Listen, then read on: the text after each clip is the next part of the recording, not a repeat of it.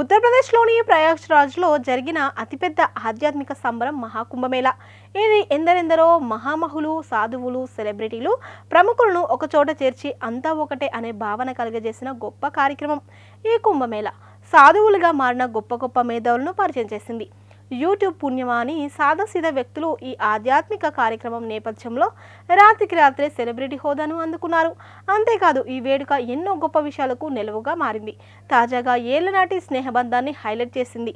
ఎప్పుడో చదువుకొని విడిపోయిన స్నేహితులను కలిపి చిన్ననాటి జ్ఞాపకాలను గుర్తు చేసింది ఈ సంబరం. వాళ్ళెవరంటే వారే సంజీవ్ కుమార్ సింగ్, రష్మి గుప్తాలు. ఇద్దరు ఒకే కళాశాలలో డిగ్రీ చదువుకున్నారు. 1988 బ్యాచ్ విద్యార్థులు.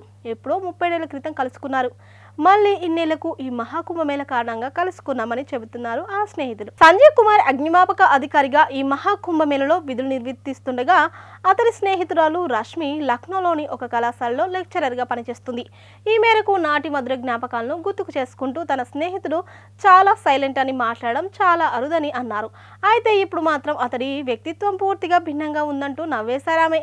అనుకోకుండా ఇలా కలవడం చాలా సంతోషంగా ఉందని అన్నారు.